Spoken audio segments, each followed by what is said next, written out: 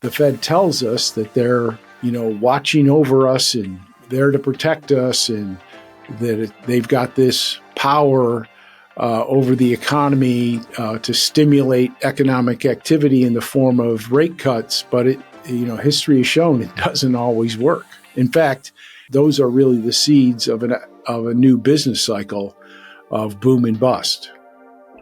Dr. Mark Thornton, Senior Fellow at the Mises Institute. It is so wonderful to welcome you to the show. Great to meet you, Dr. Thornton. Really appreciate you taking the time to join me today. Thank you. It's great to be here. Well, I am absolutely thrilled to have you, and I'm thrilled for this audience to get to know you, to learn from you today. So, Dr. Thornton, I'd like to start where I always start with my guest, and that is with the big picture, macro view, that framework in which you are looking at the world today, the economy. We can throw markets in there, and we want to hear what's on your radar, the outlook that you have. And as you know, Dr. Thornton, on this show, you can take all the time you need to set the table when it comes to that big picture macro view. Great. A lot of economists are projecting high rates of economic growth and high employment, low inflation, falling inflation, price inflation for 2026. But I have a lot of concern about the macro economy, the global economy. I think most economies right now around the world, China, Japan, Europe, Canada, the United States, etc., are really, with the exception of the United States, the rates of economic growth are very low or negative. And so we have a global economy that's suffering from big government and financial repression, high rates of paper money inflation. And there's a lot of specific things, too, that we all know about, but we aren't really considering in the face of these forecasts. I mean, we have central banks printing money up at the Japanese central bank, China, Euro. Everybody's cutting interest rates right now. And so there's a lot of paper money being introduced into the economy. And that's really been the case for many years, including from COVID and pre-COVID times.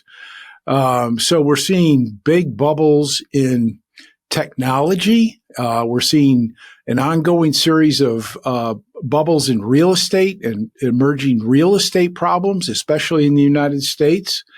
And so there's a whole flock of swans out there. We're just not sure which one of them is the black swan that's going to sort of ignite a possible crisis.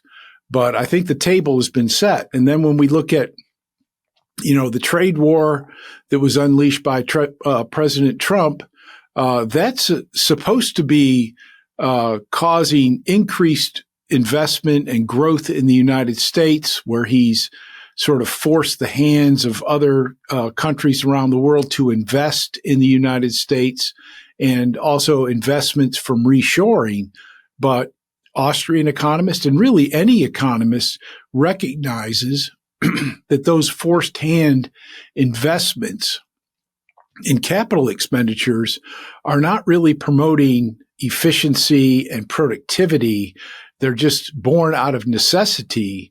But ultimately, they result in inefficiencies and higher costs in the long run. And then, of course, we've got a whole legacy of environmental policies around the globe for the last 20 to 25 years, where a lot of our investment capital has been put into environmental efforts of electric vehicles and, electrification, and that sort of thing. So we have a lot of what Austrian economists call malinvestments, or bad investments, investments that were made not out of economic calculation of profit and loss, but from other criteria.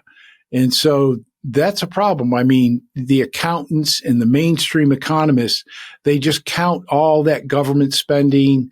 They count all of these investments as if they were determined in the market to increase productivity and efficiency. But Austrian economists recognizing that things like, protectionism and the trade war and central bank inducements are really pushing our capital in the wrong direction. And environmental policy, particularly in extractive industries that have been starved for capital, and all of that capital has gone into alternative energy technologies, electric vehicles, etc. And so we have a great imbalance there that we're going to have to deal with going forward in the economy. So, the general background of financial repression and inflation and big government is bad enough. But then we have on top of that, central banks, we have the trade war and international conflict that is emerging. And we also have this legacy problem of environmental policies that we're going to have to deal with. And it's not going to be a pretty picture. So it sounds like, Dr. Thornton, there's a confluence of concerns out there. And it's, as you put it, it's certainly not a pretty picture. You mentioned black swans, or a flock of swans, rather. And I know this is something you've been writing about. Are there any obvious ones that stand out to you, or any risks that maybe they're risks that aren't getting enough attention? Well, that's really the case with black swans. With the Fed and central banks inflating and manipulating the interest rates, it creates the potential for a vast array of swans out there in the economy.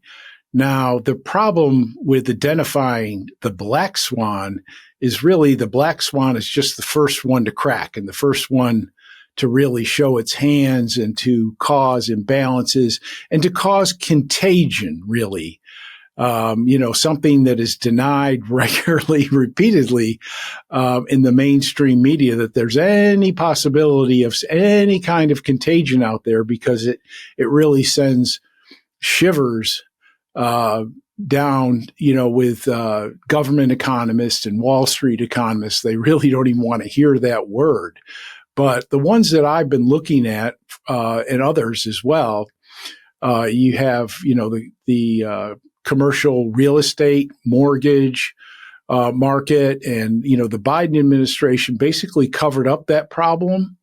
And we're not sure to the extent that the Trump administration is trying to get those people to roll over the problem into the future. But that's certainly an area of intense concern. Now we have an emerging housing real estate market problem, where a lot of the, imbalances in that market, which have been really obvious. I mean, all of a sudden prices of homes are extremely high and there's a tremendous shortage. And now we find seemingly just a couple of months later that, we have an oversupply of houses and more houses are coming onto the market than ever before. And all of these apartments that are being built won't have tenants. And, it goes into warehousing and leasing space and, all the different areas of commercial and private individual real estate. And then there's private equity. Private equity has been a huge new phenomenon. It's not brand new, obviously, but it's become a huge aspect of the economy, where private companies have been taken private or started up in the private equity area, where a lot of capital is flown into those areas to either buy out or to expand new companies. But that market is, it doesn't have public marketplaces where the value of those companies is being traded on a daily basis, so that everybody sort of has intimate knowledge and a lot of knowledge about the company, the numbers, the sales and so forth. Everything is revealed to the marketplace and evaluated in the marketplace. So that is certainly a very big concern. And then, of course, something that is increasingly recognized is these data centers. People wonder about the profitability of artificial intelligence. What is it exactly is it going to do? I'm sure it's going to benefit, mankind to a certain extent, but it's not being done in a real free market environment. It's being done in this Fed-fueled crazy bonanza of a situation, and these companies are spending enormous amounts of money. They're responsible for a huge influx of capital expenditures into the economy right now, without any, well-defined output. It's not like they're putting up gas stations all over the place where they know they're going to have a certain number of customers, they're going to have revenues and so forth. All of that is up in the air, so to speak. And, it's raising electricity prices. It's raising the pricing of computer technology and chips and all sorts of things. So and the chip makers, that's another area, NVIDIA and so forth. So the list really goes on, not to mention government debt. There's a big concern, and I think this is going to go forward with long-term government debt. The governments have already released trillions and trillions of dollars of government debt that has to be constantly rolled over, and they're spending and borrowing even more money now. And so the balloon has to be continually filled. And yet there's a lot of doubts right now about the value of currencies that underlie these bonds, as well as the bonds themselves, because people are just very nervous and cautious about inflation and currency depreciation moving forward over the next 10 years or moving forward over the next 30 or 40 years. And that's one of my, I guess one of the more recent concerns I've had is, what happens if the United States, with the world's leading economy, the only growing economy, and what happens if we go into 2026 with a new Fed chairman, and a Fed that's already cutting rates, and other central banks are already been cutting rates? And what if inflation ticks up, as some of my first points that I raised about the general background of the economy? What if those problems emerge in the form of higher prices in the economy, and people are spooked even further about the value of these longer term bonds? And so, the general problem is central banking and fiat money unleashing malinvestments widely throughout the economy. The only question we still remain is the black swan, but there's nothing unique about the black swan except it's the first one to be revealed. And it's very hard to identify the first one when we have so many out there. Now, when the housing bubble was around 20 years ago, it was relatively easy for me. I identified the housing bubble. That's right. You were one of the ones who called it in 2006. Well, actually in 2004, I was writing about it, not in detail, but I was naming it the housing bubble. And I just happened to, that was more on I wasn't a housing analyst or anything. I wasn't even a macroeconomist. I was just an individual looking in the marketplace and seeing what was happening to prices and interest rates and psychology. Psychology is a revealing factor. When people become different psychologically than they were in the past, where they don't become good business people, and economic calculators, they become, glued to something the way people, until recently at least, were, sort of glued to the fortunes of cryptocurrencies. Mm. And cryptocurrencies is another one of the black swans, potentially. Okay, there are a bunch of swans. And do you think, would you characterize this as an everything bubble then? You just mentioned a bunch of different areas. Are we living through an everything bubble? Yeah, I think we are because, we've had these low interest rates for a very long time. And when we came out of the housing bubble, the central banks around the world, instead of allowing the market to fix the problem, they just applied, vast amounts of subsidies to banks and they lowered interest rates to near zero, and they engaged in quantitative easing, and they basically put the global economy into an interest rate straitjacket. They loosened up a little bit in the late teens, but they saw breakages there. A lot of Austrian economists were worried about the economy entering a crisis in 2020 after we saw some problems in 18 and 19. And just as those problems began to emerge, of course, COVID hit, and there was a massive, in the United States, $5 trillion of Fed money, $5 trillion of government money, and the business cycle problem went away. But of course, it just extended the reality of an economic crisis to this day. And then they went back with low interest rates. They raised them a little bit.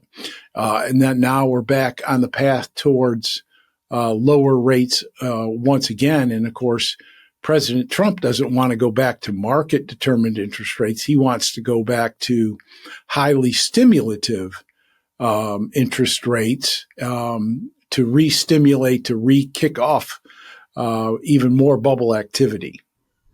This episode is brought to you by VanEck, Rare Earth and Strategic Metals ETF, ticker symbol REMX. Rare earths are the hidden backbone of modern technology and defense, powering everything from smartphones and electric vehicles to fighter jets and wind turbines. VanEck recognized this early, launching the Rare Earth and Strategic Metals ETF, ticker symbol REMX, 15 years ago, well before supply chain security became a global priority. Today, China dominates the production and refining capacity of rare earths, creating real challenges for global supply chain security as these materials are essential for technological innovation, clean energy, and national security. That's why countries all around the world are racing to build their own supply chains and reduce reliance on China. As this global shift continues, investment in the rare earth ecosystem is growing rapidly, from mining to advanced manufacturing. Investors can gain access to this powerful trend through REMX. Visit vaneck.com/REMX Julia to learn more. Okay, let's talk about the Federal Reserve and looking ahead to 2026. What moves do you anticipate from the Fed under new leadership? If you have thoughts on new leadership, I think most folks now, they expect Kevin Hassett. That's what the betting markets are showing. What risk do you think we could see because of the Fed's moves? Because I take it a lot of this, it all stems back to the Federal Reserve and their policies.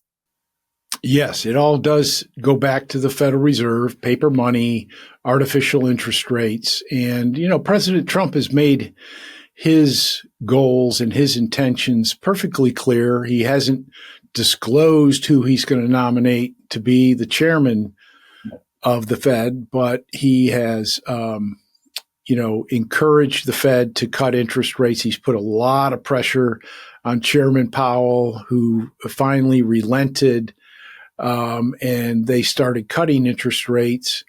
Some of the members of the Board of Governors have kind of switched, at least as far as a dress rehearsal, maybe to be nominated by President Trump.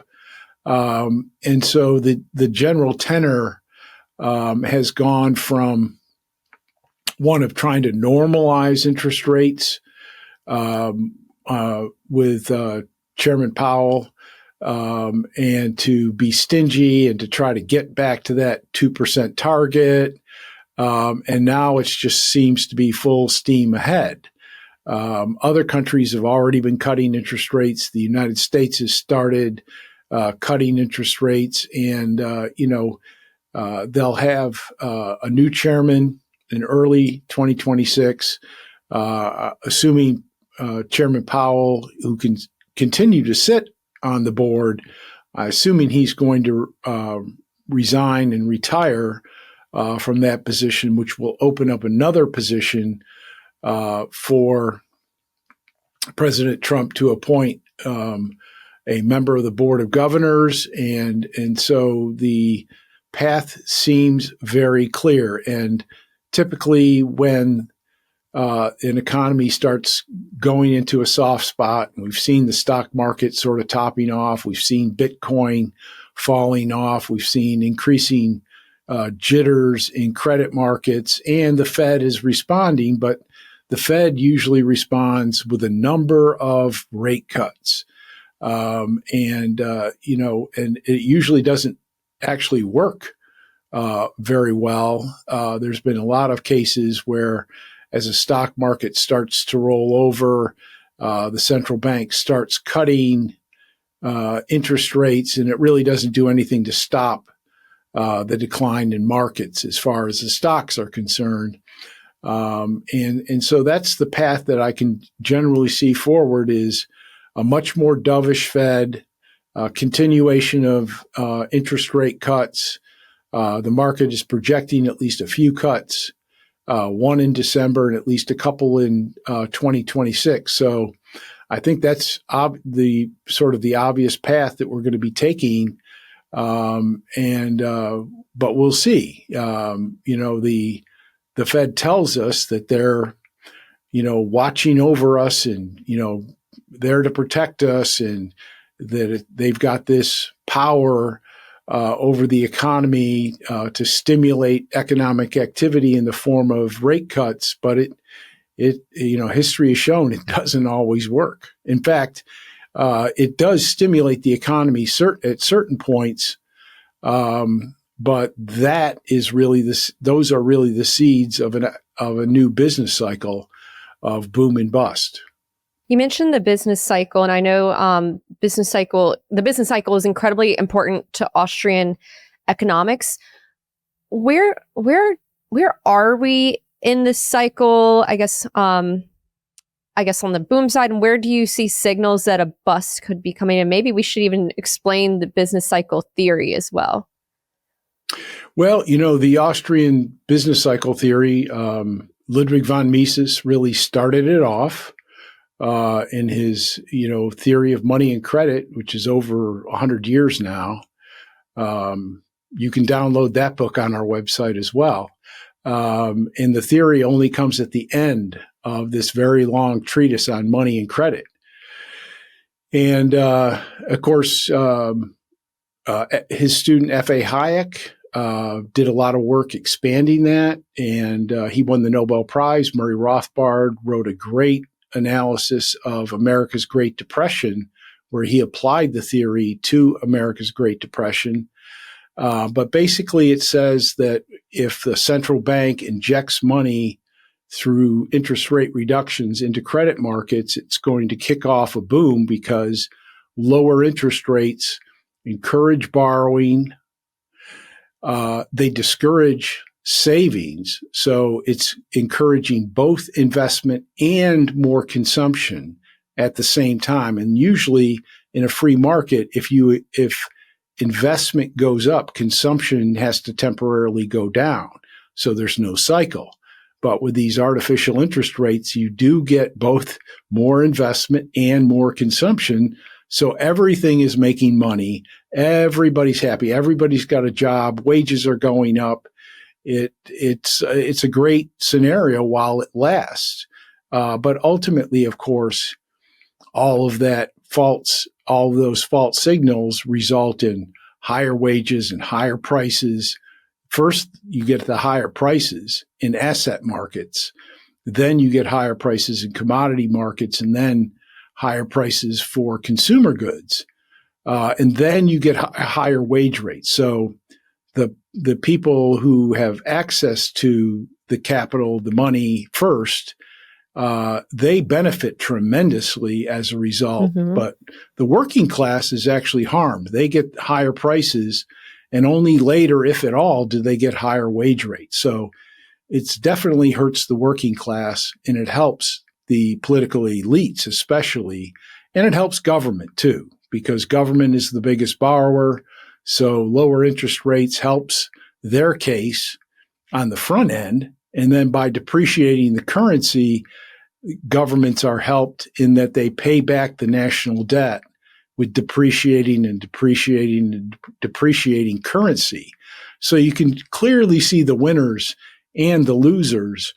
But every time they create a boom in the economy, they're going to necessarily bring about a bust where there's a cluster of entrepreneurial errors where businesses and families go bankrupt in large clusters at certain points in time. Whereas in a free market economy, yes, people go bankrupt, people have foreclosures, but they're spread out. They're more or less random. They're more or less individualized. They don't come in big clumps and big groups.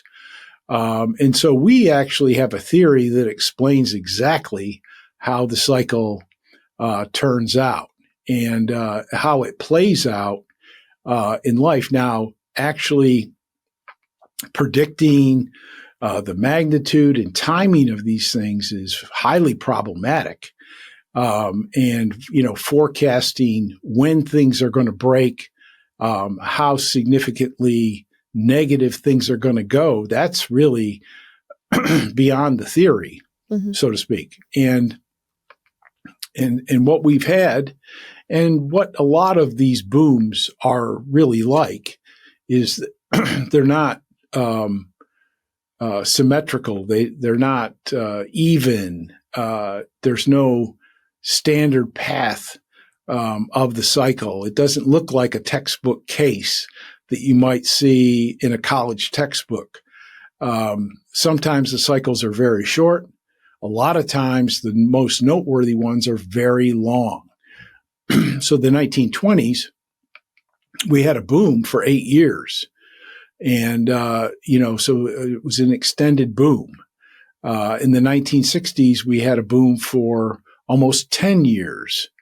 And so these booms can actually be elongated significantly by the central banks. And in this case, what we saw was that we had, the housing bubble and then the Fed injecting a lot of money and trying to back out. And it looked like the expansion was coming to an end around 2019, 2020 when COVID hit, and they reignited the whole thing with $5 trillion of new injections. And so really you could look back at the stock market and not see a tremendous normal contraction in the stock market going back to 2009. And so with that dating, if we want to look at the S&P 500, there's been a 16-year boom in the stock market. It hasn't been even and continuous, but we've really had an upward movement of almost 16 years. In fact, I think it's more than 16 years. I just calculated it was 16 years and 6 months already. And so we've had this tremendous bubble in stocks with the S&P 500 up 800% in 16 years. The NASDAQ is up 20 times over that same period. So, yes, there's been some fits and starts in between, but you can also look at it as one elongated march upward in the form of bubble-like activities. And does that create a worse bust than when you have it be that elongated? Yes. It's not a mechanical process like in physics or construction or engineering. It's not a plumbing problem. But yes, in general, you can think of it as that the more they inflate and the longer they inflate, the more of our capital is put into these malinvestments in the economy, and we're wasting resources, or we're using them inefficiently, at least. So we get more high tech, we get more biochemistry and pharmaceuticals, very long-term type projects. Things that, and real estate is typically has a shelf life of about 25 years. And pharmaceuticals are, similar to that in that it's about a 20-year process to produce them. And they're supposed to pay off over the next 10 to 20 years. And so we're sinking a lot of money into these longer, unproven, usually, investment projects. And so some of the ones that have been undertaken have already been unwound as well. And this is why you can't look at it like an engineering process. For example, after COVID, we saw a bubble in the streaming services, right? So a lot of that money, that capital, that the savings of people, billions and billions and billions of dollars went into new streaming services. And then shortly thereafter, within a couple of years, we saw a big correction in that marketplace, and a lot of the players withdrew their investments. They lost their money. And so some of these malinvestments get unwound over these long bubble expansions. So that makes it even more difficult to say, how much pain is going to come once these things break. But given the length of this boom, I would suggest, and the dislocations really that have occurred and that are occurring, I would say that the pain that's been built up and that is probably yet to come is going to be very significant. We don't know how the politics is going to react to this. Are they going to say, well, we did this wrong and let's have some free market reforms? Or are they going to say, the market caused these problems and we need to have even more government intervention? So that makes it even more difficult, because the political response is very important as to how quickly, because the free market can clean up these problems very quickly with a very simple and straightforward policy response. But unfortunately, in modern times, socialist governments in the West have not applied the age-old remedies to these types of situations. We've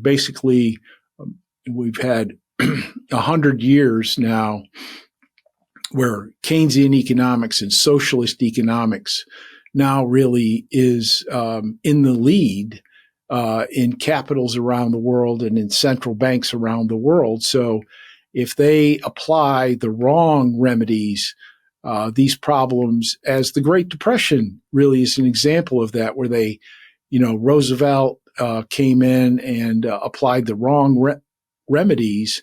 And instead of a 1 or 2 year period of correction, we ended up with 12 years of stagnation in the United States, known as the New Deal. And so there's too many variables really to predict the magnitude, the depth, and the length of what the recovery period is going to look like. But Austrians know we have a very simple set of remedies that will work and that could very quickly restore the economy to prosperity and economic growth. President Harding in 1920, after World War I and during the economic depression of 1920, he applied those remedies, and the economy recovered within just a matter of a few months. Of course, Harding is widely hated and berated because of his outlook. He was the old-fashioned pro-capitalist. And so the socialists in the media, socialist historians have painted him as the worst president in American history, but he was actually one of the best in terms of his way of economic thinking. Hey there, I just want to take a quick moment to thank you for watching this video, and I would really love for you to subscribe to this channel if you like this content. Over 70% of our viewers are not yet subscribed, and we are on a mission to hit 100,000 subscribers. So if you could, just take a quick moment, hit subscribe. Thank you so much for your support. We appreciate you, and back to the video. I also wonder, Dr. Thornton, the market is so used to just like Fed intervention, money printing. I wonder if they almost just expect it. They like it even. Oh, absolutely. I mean, the bankers, especially the big bankers that are involved in the process, well, first of all, they're part of the power elite, and their industry benefits tremendously from this. And even the smaller banks obviously benefit a little bit from this. But the big banks, that's where the money comes in. That's who is responsible for dealing the government debt. And so big banks are really a creature of big government borrowing and printing. They are sustained and thrive as a result of this whole process. And of course, they get the money first. This would be like being a bakery where the government gives out free flour and free eggs. If your industry were to be given free inputs, then yeah, it would be great for you. It would very much increase the profitability of a bakery if they got free flour and free eggs and free sugar. It would be great, and that's really the way bankers and Wall Street too. I mean, Wall Street. This whole process helps the largest corporations who really can access those very low interest rates on similar terms to the government itself. And so it encourages these mega corporations who get access to this money, and it disadvantages small independent businesses, small entrepreneurs, startups, and so forth. They don't have access to any of this stuff. Their access to credit is very much contingent on real factors, and so it creates winners and losers. And if you ask Wall Street, and if you ask the big banks in New York, the big law firms that do corporate law in New York and Washington, do you like the Fed and do you like low interest rates? They're going to say yes. But, that leaves out not just small businesses, but it leaves out most of the population who don't access credit and who save money. They would like to save money and earn interest and build up their own personal capital. Their house and their family, their independent business, their retirement savings, their college savings. And these ultra low interest rates with a depreciating currency makes saving almost impossible.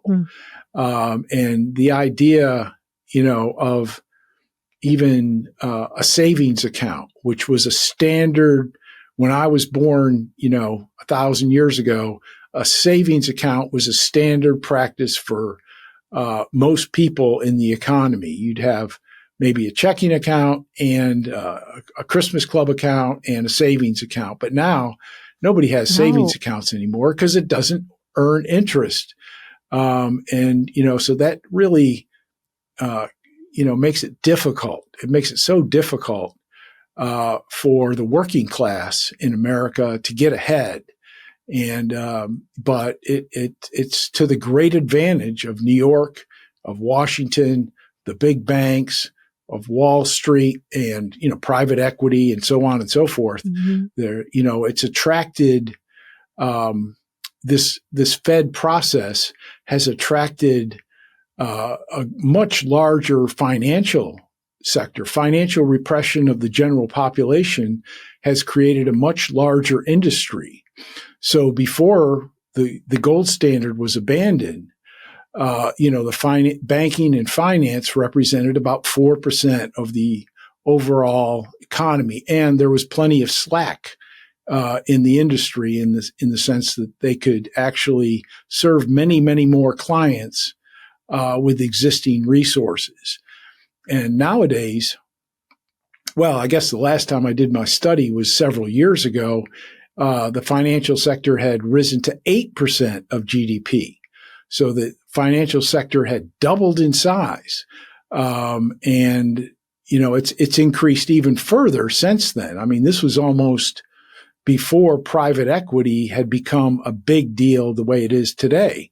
So we know that the financial sector has increased, and basically finance and banking are very important in capitalism. I mean, it's really the heartbeat of capitalism, but you don't need a huge financial sector when you're on a gold standard, and you don't have a Fed manipulating everything, and you can just put appreciating money in a savings account. So even if you just held it in your pocket, it would appreciate in value, and you would earn interest. So it doesn't take, computers and experts and MBAs to tell you what to do with your money. It's pretty simple and pretty straightforward. You just don't consume.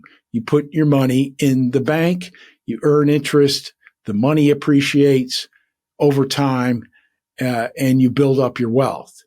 Nowadays, you have to hire experts for very simple things, and that just speaks to how another way. Actually, it's another way in which the Fed has warped the modern economy. Mm-hmm.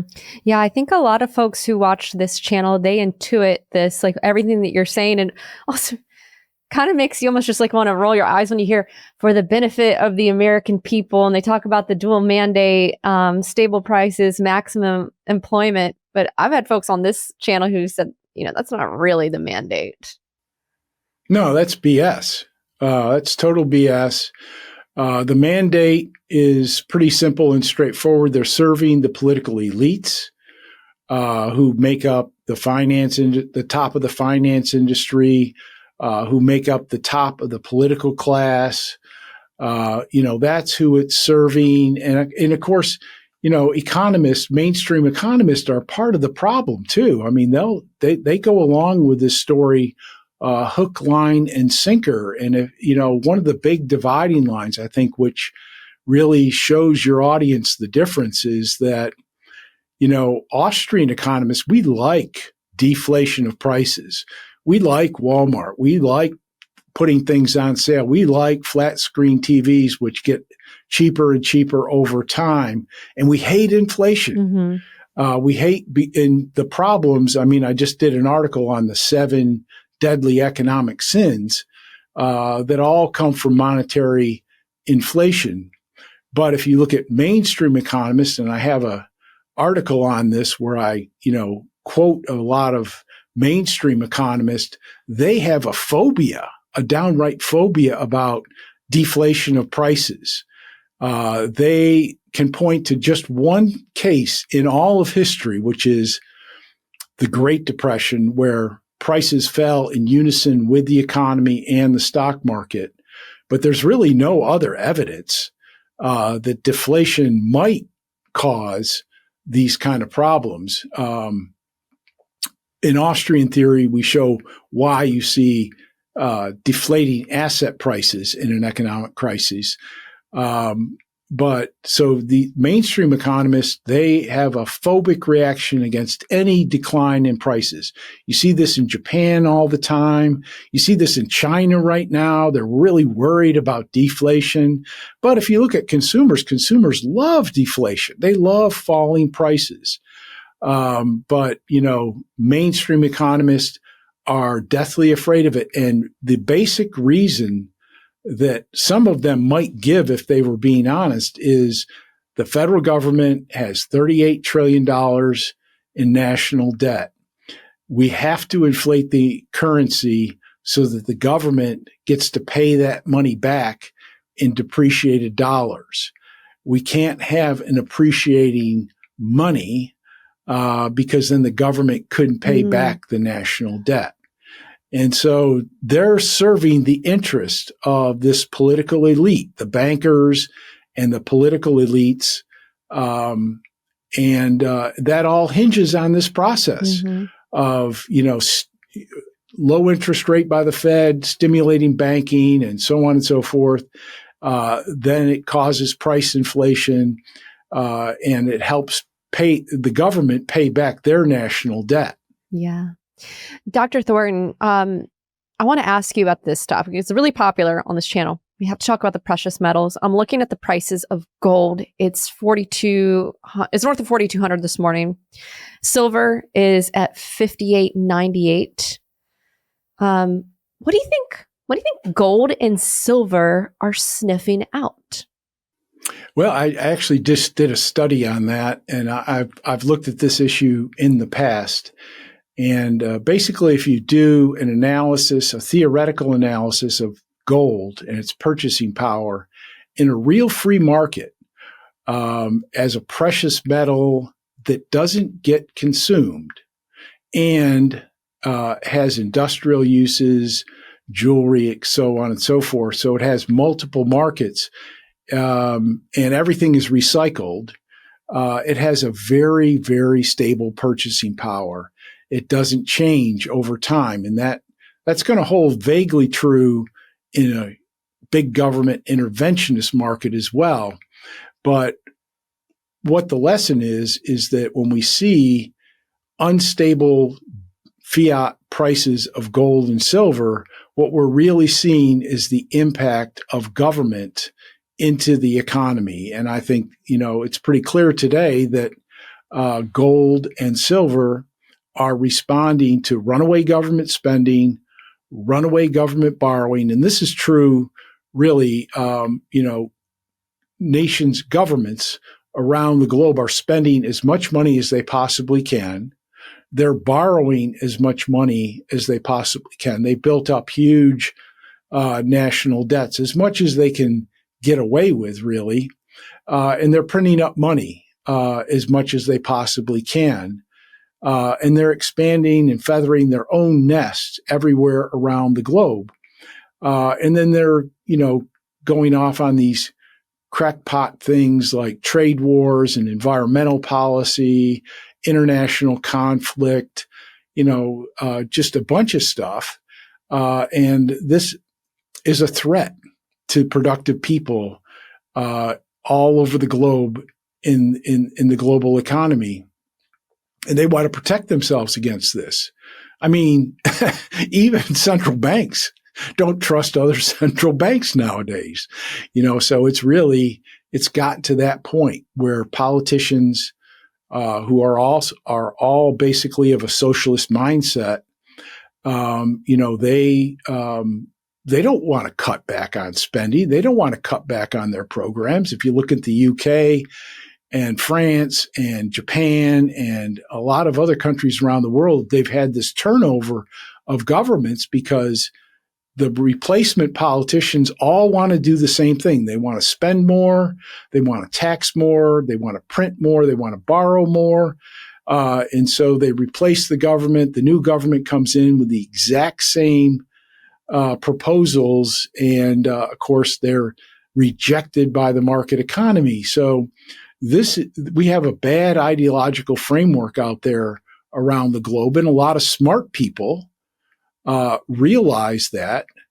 And, they realize they're not trusting currencies. They're not trusting long-term government debt. If they have cash, they have it in short-term government debt. And, but precious metals provides an independent store of value for people that are realizing it, and not many people actually do realize it yet. I mean, It's certainly catching on a little bit in the United States, a little bit in Canada and in China, Japan, India.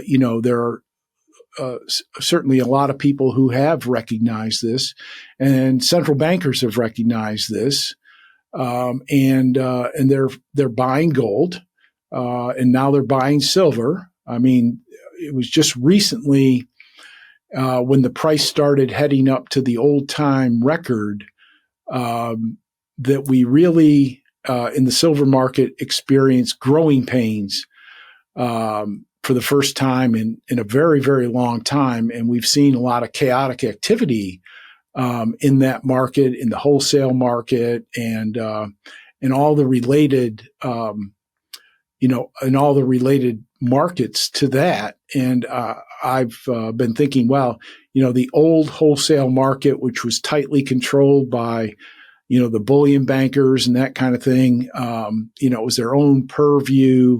The London dealers, it was really their own control. But I think, as I look out into the future, I see a different format for that particular market emerging. Certainly, China and the BRICS countries want to move in that direction. So I think we should anticipate the market at the wholesale level being changed significantly. And there could be a lot of chaos along the way, even in the near term. We've seen in the silver market, we've seen relatively chaotic conditions with the backwardation, where the spot prices were higher than the future prices, which is very unusual.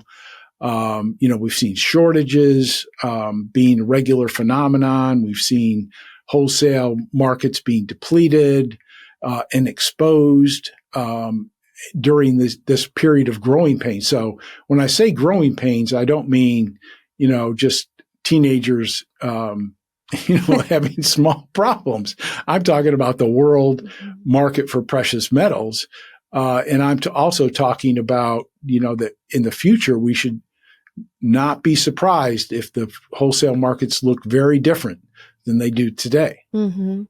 So I take it growing pains, but it's still very early then. Is this just how do you see this, I guess, playing out? Is this a march toward sound money? Is there more room for these precious metals to run here? I don't know. I don't want to make you into a price target or anything, but just, elaborate a bit more. And what do you mean by it's going to look a lot different? I think we are pretty early on in the bull market for precious metals. I think the going over $50 in silver is maybe the end of the beginning, is probably the best way to put it. In the spring, I did a piece on the gold-silver ratio being at 104, and I actually did a transaction when it was at 100 to explain to my listeners how that all worked out when gold was 100 times the price of an ounce of silver. And it very quickly came down into the 80s. And I think today it's down around 75. And a lot of people gauge the length of bull market expansions in precious metals by this gold to silver ratio. And I easily see the gold silver ratio falling pretty quickly in 2026, the rest of this year in 2026. It's already down to 75, and I would not be surprised to see it in a year or so down below 50. I also see elements of society returning to the gold standard as we speak. And I think that's a great sign. And I think we are going to end up returning to the gold standard or something like that. Maybe not with the word standard in it, but with a market-based monetary system. I've already mentioned that central banks themselves are buying gold.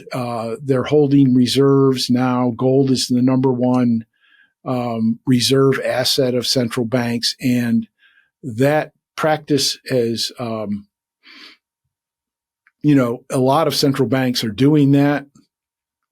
And, in China, people have been able to move their savings account money from renminbi into gold for 15 years. And so the Chinese population are now substantial gold and silver holders. And of course, India is the same way. They have a history of knowing their government is just an inflationary maniac.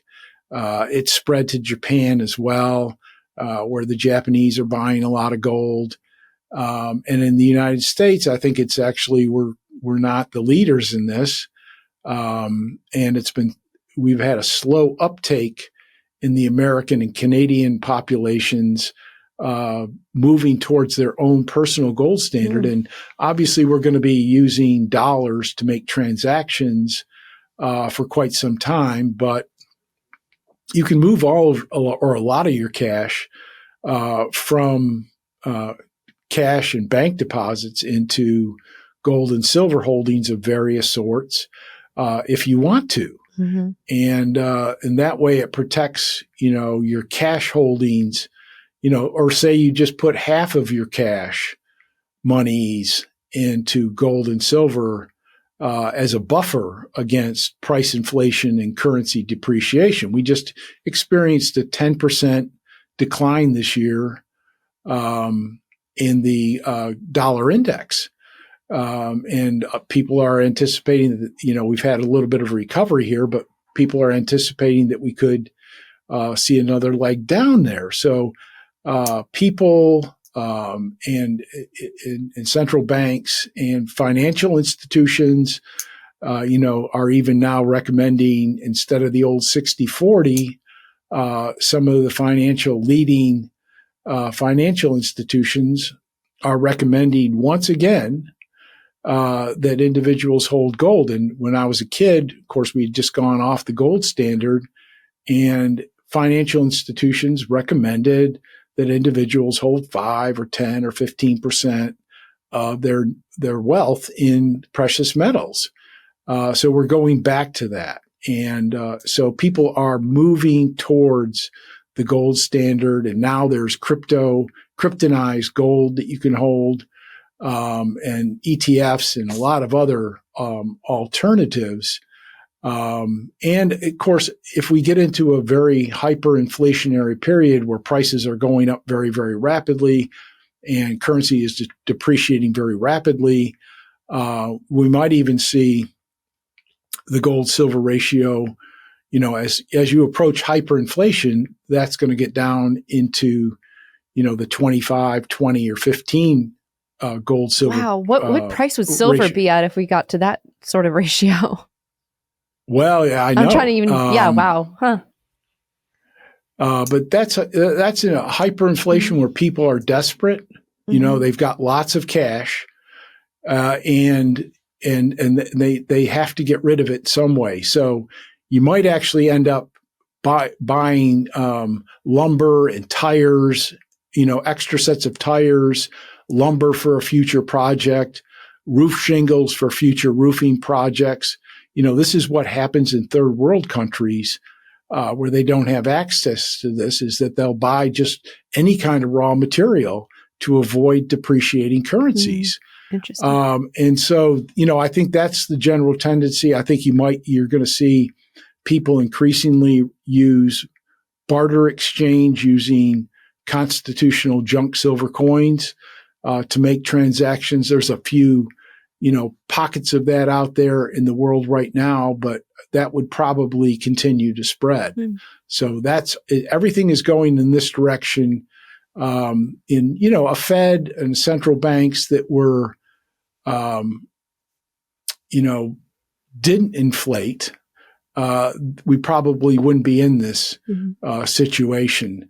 And but then, of course, when with the inflationary lure is just too much for politicians to ignore, and they start spending, they start borrowing, and they start putting pressure on the Fed, like President Trump is doing right now, and we end up in an inflationary spiral. Mm-hmm. Dr. Thornton, can I sneak in two more questions, or do you have a hard stop? No, please go ahead. You mentioned hyperinflation, and that got my attention. Is that the path that we're on? How realistic is that in your view as a risk? And is that the path we're on? And if we are on that path, where are we on that trajectory? Well, it seems absurd that the United States... It's more scary. I mean, it could happen, I guess, but yeah. Well, it has happened in the past. It happened in France. It happened in Germany. It's not just a third world problem. And it's very socially destructive. It really undermines people economically, psychologically. It distorts their whole life beyond repair, really. But, hyperinflations, they generally are born out of a lot of government debt of one form or another. And nobody intends to take an economy onto hyperinflation. And it really takes on a life of its own, where politicians and central bankers don't feel like they have any alternative but to print. Now, of course, they can always stop the printing presses, but they feel like they don't have any alternative but to print more and more money. And, once you get into the hyperinflationary spiral, it's hurting the real economy. It's not just a numbers game. It's really hurting the economy. It makes the marketplace more difficult. It makes running government much more difficult. In a hyperinflation, all of a sudden you got to pay the government employees more, or you got to lay them off, and then they're on welfare. And, how do you support everything? Well, that's the problem. And I think we're on the on-ramp to hyperinflation, which is an exploding national debt and a Fed that is willingly accommodating. And it's not just the Fed, it's central banks around the globe. They're willing to accommodate the political process. And they're increasing the money supply around the planet. And yet right now we're not experiencing extremely high rates of price inflation.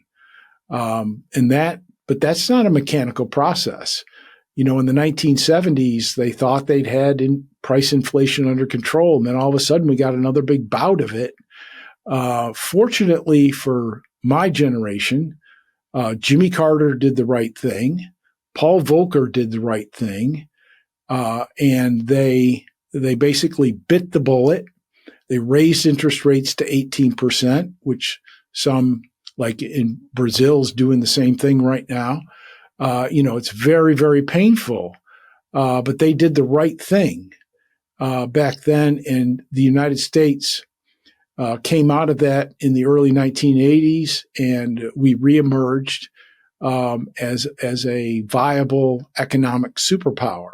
So, and the recovery was very, very painful, but it was very, very quick. It was almost magical. But I'm afraid that politicians don't have the backbone in both parties, certainly. And there's no politicians that I can see that have the backbone to stand up to ridiculous policies that they've enacted and ridiculous levels of spending that they've done and the national debt. I mean, this takes people who are intellectually capable and intellectually honest and moral. And I don't see anybody like that in the American political class right now. And my sense is that it doesn't exist in Europe, certainly, and it doesn't exist in Japan. and a few other places that I, have knowledge about. So that's why I say we are on the on-ramp to hyperinflation right now. But we could fix it if you had the leadership to do so, to make these hard decisions. Even at 38.35 trillion is where our national debt stands right now. Just check the US debt clock. There could be a path to fix it. We're not totally past the point of no return. Yes. Mm-hmm. Absolutely. But the likelihood of it happening is... Well, no, absolutely. It's fixable. First of all, you have to have the intellectual case of how to fix it and why fixing it is a good thing. Here at the Mises Institute, we don't preach advocacy of the free market. We teach how the free market works, how government works, and how to reform government in order to promote the free market economy, and why that's good for the standard of living and why that's good for the fabric of society. And so we have pretty well developed ideas as to exactly how you fix these problems, but you have to you can't just advocate for a free market. You have to know, that these government programs are actually hurting the population, and that getting rid of them may have some transitional issues, but in the longer run, it's really good for society to get rid of all of these problems. And, you end up solving a lot of the problems that, for example, President Trump is trying to deal with using tariffs, which every economist knows. Even stupid economist knows that tariffs are a bad idea. And he's got the worst economist advocating, or I wouldn't say, counseling him about tariffs, because I think President Trump is his own man, his own guy. But he's got some pretty lightweights working for him on the tariff issue. All right, let me see if I can squeeze one more question, then we have to go. Bitcoin. I'm looking at the Bitcoin price. Let's see. It's down 84,873 today. Because we talked about precious metals, is Bitcoin compatible with the Austrian School of Economics? Does it fit in? Yes, it does, in the sense that Bitcoin tried to mimic the gold standard. Using real resources to extract Bitcoins is kind of similar thematically to digging gold up out of the ground, in comparison to just printing money on a printing press. It's also market-based. It's also private. And so it has some of the same themes as precious metals. Now, of course, it has no intrinsic value, to it. And so consequently, it is a different animal, but thematically, it was born out of the financial crisis, and it was constructed electronically along the lines of what Austrians would sort of generally recommend in terms of a commodity money that required real resources, was limited in supply, was incredibly divisible, so it was some, computer geek genius who must have read Austrian economics and was upset about all the bailouts and, all the foreclosures and stuff that happened back then. But it is different. I mean, it doesn't have any foundational intrinsic value to it. So it's going to be a lot more clunky. So I've seen it as a good sign.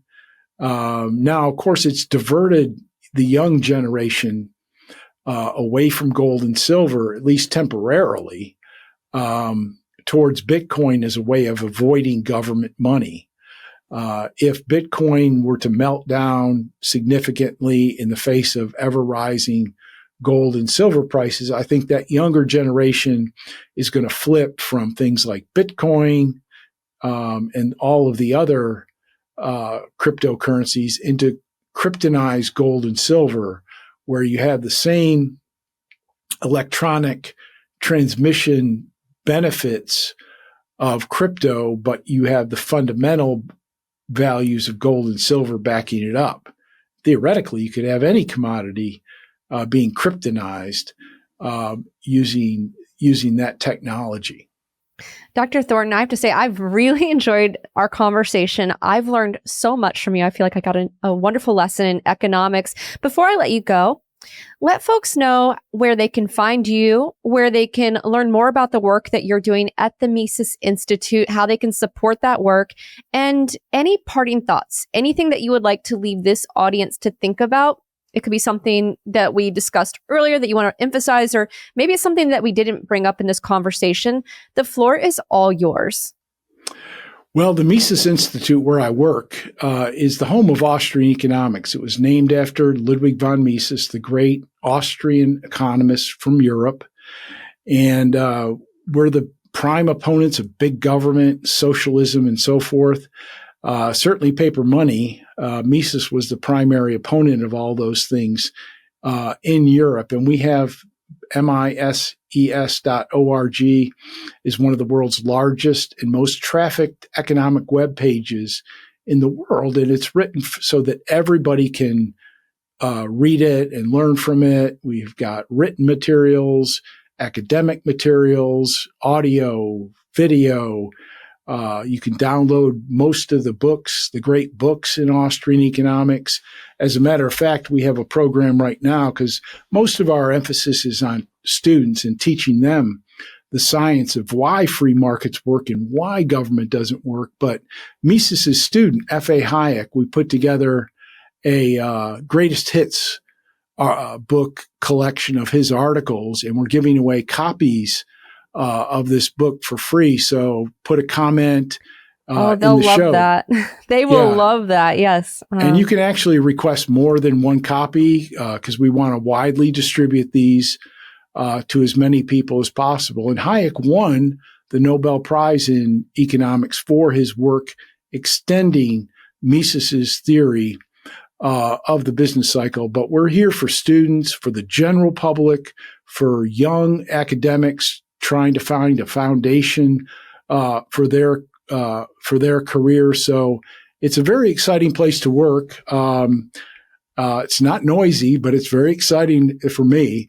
And I think it's a great place for everybody to go because I know you feel isolated, and I know a lot of people feel like it's futile out there to do anything about it. But I'm actually very excited because I got into this a long time ago when things were really, really bleak and where nobody had even heard of Austrian economics or Ludwig von Mises or F.A. Hayek or anything like that. Now millions of people around the world have heard of Austrian economics. The new president of Argentina is a big fan of Austrian economics. And so I have a lot of optimism.